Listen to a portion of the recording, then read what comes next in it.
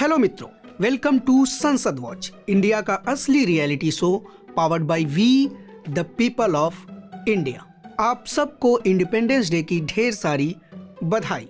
संसद सत्र का यह हफ्ता काफी इंटरेस्टिंग रहा। संसद के अंदर और बाहर दोनों तरफ राजनीतिक तापमान गर्म रहा। एक तरफ जहां इंडिया ब्लॉक वोट चोरी और एसआईआर पर चर्चा की मांग को लेकर संसद के अंदर और बाहर प्रदर्शन करता रहा, तो वहीं दूसरी तरफ सरकार ने बिना चर्चा और बहस के लोकसभा से कई बिल पास करा लिए, जिनमें से एक बिल ऐसा है जो सरकार को कानूनी अधिकार देता है कि वह आपकी पर्सनल लाइफ में घुसकर आपके सोशल मीडिया हैंडल, आपके फेसबुक, इंस्टाग्राम, व्हाट्सएप सबकी जानकारी ले सकता है। मतलब आपकी प्राइवेसी कॉम्प्रोमाइज्ड हो चुकी है। वहीं लोकसभा में स्पीकर ओम बिरला ने वह काम कर दिखाया जिसके चक्कर में कहा जा रहा है कि धनखड़ साहब को इस्तीफा देना पड़ गया था। इसके साथ ही आपको बताएंगे संसद के बाहर की वह खबर जहां पर योगी और अमित शाह की जंग में योगी जी ने बाजी मार ली है। लेकिन इससे पहले एक नजर डाल लेते हैं संसद के सनसनीखेज मोमेंट्स पर। संसद परिसर में मिंटा देवी के प्रिंट वाली टी शर्ट पहनकर प्रदर्शन करते इंडिया ब्लॉक के सांसद। विपक्षी सांसदों को सदन से बाहर का रास्ता दिखाते स्पीकर साहब। बिना डिबेट डिस्कशन के संसद से पास होते बिल्स। वोट चोरी पर चर्चा की मांग करते खड़गे जी। विपक्ष के सांसदों को इग्नोर करता संसद का कैमरा। सोमवार को संसद सत्र की शुरुआत काफी धमाकेदार रही। सुबह 11 बजे जैसे ही लोकसभा में प्रश्नकाल शुरू हुआ, विपक्ष ने वोट चोरी और एसआईआर पर डिस्कशन को लेकर नारेबाजी शुरू कर दी। 11:12 होते होते विपक्ष ने नारेबाजी और तेज कर दी। माननीय सदस्यगण, आपको 14 दिन हो गए सदन को नियोजित तरीके से आप बाधित कर रहे हैं। नारेबाजी पर भड़कते हुए ओम बिरला जी ने कहा कि अगर आपको नारेबाजी करनी है, तख्तियां लहराना है, तो कैंपस के बाहर कीजिए। इसके बाद स्पीकर ने सदन की कार्रवाई को 2 बजे तक के लिए स्थगित कर दिया। कुछ ऐसा ही हंगामा राज्यसभा में भी हुआ। राज्यसभा भी करीब 3.5 मिनट चलकर 2 बजे तक के लिए अडजर्न हो गया। लेकिन इस बार विपक्ष ने ओम बिरला जी की बातों को काफी सीरियसली ले लिया। लिहाजा इंडिया ब्लॉक के सभी सांसद, जिसमें राज्यसभा और लोकसभा दोनों के सांसद शामिल थे, संसद से निकलकर करीब 1 किलोमीटर दूर चुनाव आयोग कार्यालय तक मार्च करने को आगे बढ़े। डिमांड वही थी, वोट चोरी और एसआईआर, जिसमें राहुल गांधी, प्रियंका गांधी, अखिलेश यादव, मल्लिकार्जुन खड़गे, महुआ मोइत्रा सहित 100 से ज्यादा सांसद शामिल थे। लेकिन इंडिया ब्लॉक के सांसदों का यह मार्च संसद से महज 100 मीटर दूर निकला ही था कि वहां पर दिल्ली पुलिस ने पहले से ही भारी बैरिकेडिंग और फोर्स तैनात कर दी थी। साथ ही इंडिया ब्लॉक को इलेक्शन कमीशन तक जाने की परमिशन भी नहीं दी थी। बैरिकेडिंग के एक तरफ मीडिया और पुलिसकर्मी थे, तो दूसरी तरफ इंडिया ब्लॉक के तमाम सांसद। देखते देखते महुआ मोइत्रा सहित कई महिला सांसद पुलिस की बैरिकेडिंग पर चढ़ गई और नारे लगाने लगी, वोट चोर, गद्दी छोड़। वहीं दूसरी तरफ अखिलेश यादव बैरिकेडिंग को कूदकर पार कर गए। करीब 1 घंटे तक दिल्ली पुलिस और सांसदों के बीच मशक्कत चली। इसके बाद दिल्ली पुलिस ने राहुल गांधी, अखिलेश यादव, मल्लिकार्जुन खड़गे, प्रियंका गांधी, डिंपल यादव समेत सभी सांसदों को हिरासत में ले लिया। वहीं दूसरी तरफ बिना विपक्ष की मौजूदगी के संसद की कार्रवाई 2 बजे शुरू कर दी गई। इस बार चेयर पर ओम बिरला नहीं, संध्या राय मौजूद थी। विपक्ष की गैर मौजूदगी में लोकसभा में 5 बिल पेश कर दिए गए। फाइनेंस मिनिस्टर निर्मला सीतारमण ने द इनकम टैक्स बिल 2025 और the taxation laws amendment bill 2025 पेश किया। जी किशन रेड्डी ने the mines and minerals development and regulation amendment bill 2025 और खेल मंत्री मनसुख मांडविया ने the national sports governance bill 2025 और the national anti doping amendment bill 2025 पेश किया। इस बिल पर सत्ता पक्ष की तरफ से केसी नेनी शिवनाथ बोल ही रहे थे कि तभी पुलिस हिरासत से छूटकर इंडिया ब्लॉक के सांसद हाउस में पहुंच गए और फिर से SIR और वोट चोरी के खिलाफ नारेबाजी शुरू कर दी। These steps will prevent uninfluenced, improve the internal functioning and protect the integrity of sports administration. Yes. इस हंगामे के बीच कुछ इस तरह से लोकसभा से यह बिल पास करा लिया गया। विधेयक को यथा संशोधित पारित करा जाए। प्रश्न यह है कि विधेयक यथा संशोधित को पारित किया जाए। जो सदस्य इसके पक्ष में वो हाँ कहें, जो सदस्य इसके विरोध में वो ना कहें। मेरे विचार में निर्णय हाँ वालों के पक्ष में हुआ, हाँ वालों के पक्ष में हुआ। प्रस्ताव स्वीकृत हुआ, विधेयक यथा संशोधित पारित हुआ। मतलब बिल को ध्वनि मत से पारित कर लिया गया। लेकिन यहाँ पर ध्यान देने वाली बात यह है कि जब स्पीकर महोदया पूछती हैं कि जो लोग बिल के पक्ष में है वह हाँ कहें, तब संसद का कैमरा सत्ता पक्ष को दिखाता है। लेकिन जब वह विपक्ष से पूछती हैं कि जो लोग इसके विरोध में हैं वह ना कहें, तब कैमरा विपक्ष को नहीं दिखाता है। यानी विपक्ष क्या बोल रहा है, क्या कर रहा है, इस बात से फर्क न सरकार को पड़ा, न स्पीकर महोदया को और न ही संसद के कैमरे को। ठीक इसी तरह से द इनकम टैक्स बिल 2025 और the taxation laws amendment bill 2025 भी पारित कर लिया गया।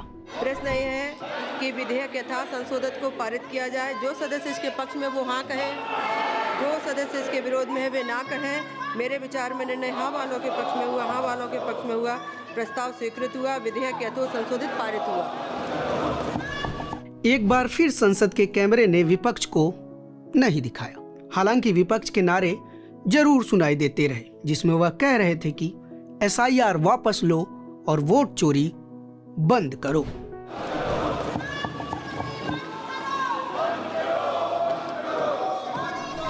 अब यह जो इनकम टैक्स बिल पास हुए हैं, इनको समझना बहुत ही इंपॉर्टेंट है।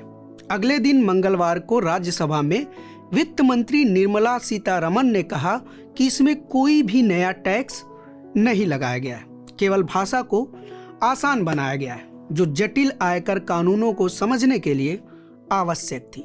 हालांकि राज्यसभा में वित्त मंत्री जब अपनी बात रख रही थी, उससे पहले ही विपक्ष वॉकआउट कर गया था। यानी राज्यसभा में भी इस बिल पर चर्चा के दौरान विपक्ष मौजूद नहीं था, केवल सत्ता पक्ष मौजूद था।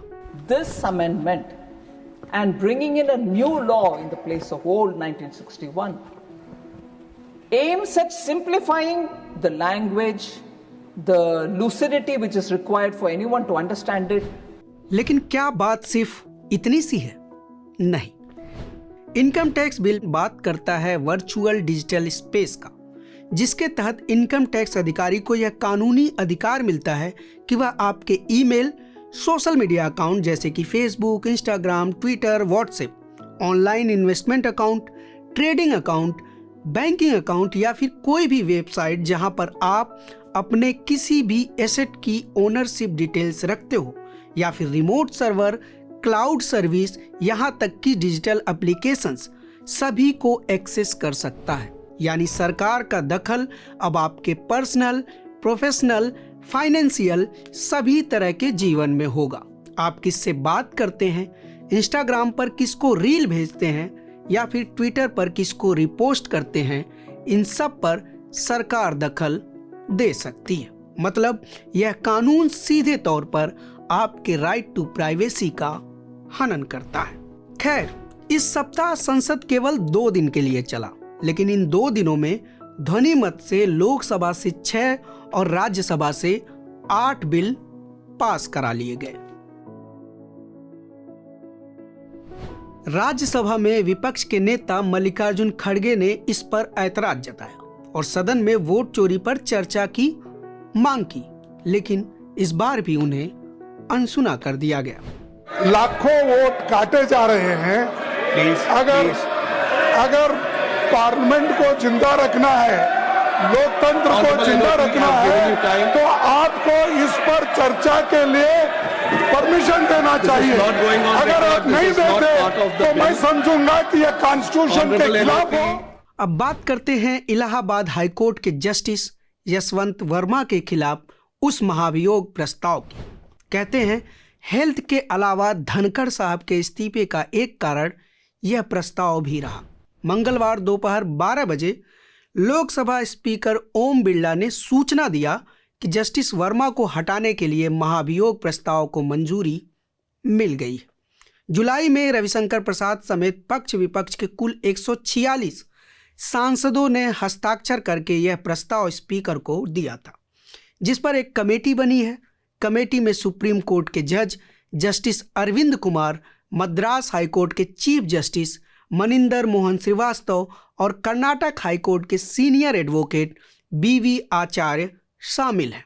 अब यह 3 सदस्यीय कमेटी जस्टिस वर्मा के खिलाफ लगे भ्रष्टाचार के आरोपों की जांच करेगी और रिपोर्ट स्पीकर ओम बिरला को सौंपेगी। चर्चा है कि सरकार यही चाहती थी कि महाभियोग का यह प्रस्ताव सिर्फ लोकसभा से पास किया जाए ताकि कमेटी बनाने में सिर्फ ओम बिरला की भूमिका रहे, जबकि जगदीप धनखड़ ने खुद से इनिशिएटिव लेकर राज्यसभा में इस प्रस्ताव की घोषणा कर दी थी।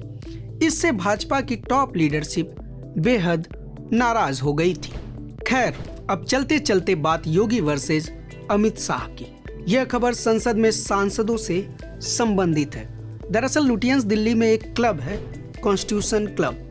देश की संसद से बस कुछ ही मीटर दूर इस क्लब को संविधान सभा के सदस्यों के अनौपचारिक मेलजोल के लिए बनाया गया था, लेकिन आज यह स्टेटस सिंबल बन गया है।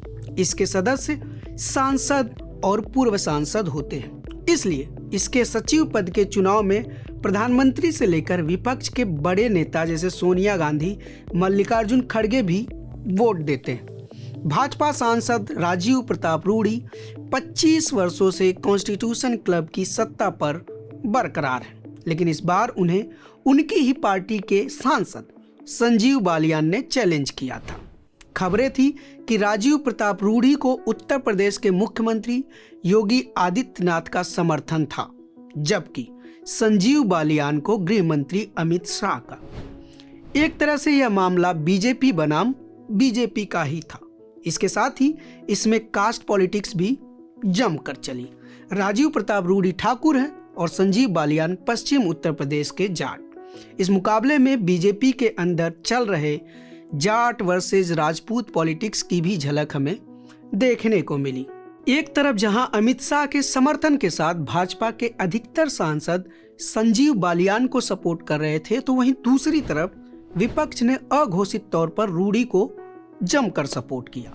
कयास लगाए जा रहे थे कि इस बार बालियान रूडी को हरा देंगे, लेकिन मामला उल्टा पड़ गया। मंगलवार को घोषित नतीजे में रूडी ने बालियान को करीब 100 वोटों से हराकर जीत हासिल कर ली। राजनीतिक गलियारों में इसे बीजेपी कैंप के अंदर योगी गुट की जीत और शाह गुट की हार की तरह देखा जा रहा है। आज के संसद वॉच में बस इतना ही। मिलते हैं अगले एपिसोड में। आपको हमारा यह एपिसोड कैसा लगा हमें जरूर बताएं। तब तक के लिए नमस्कार। आपको उन मीडिया संस्थानों को समर्थन देना होगा जो सरकारी विज्ञापनों पर निर्भर नहीं है। न्यूज लॉन्ड्री ऐसा ही मीडिया प्लेटफॉर्म है। हम किसी से विज्ञापन नहीं लेते। न्यूज लॉन्ड्री को सब्सक्राइब करने के लिए newslaundry.com/subscription पर जाएं और अपने मन मुताबिक राशि चुनें। न्यूज लॉन्ड्री को सब्सक्राइब करें और गर्व से कहें, मेरे खर्च पर आजाद हैं खबरें।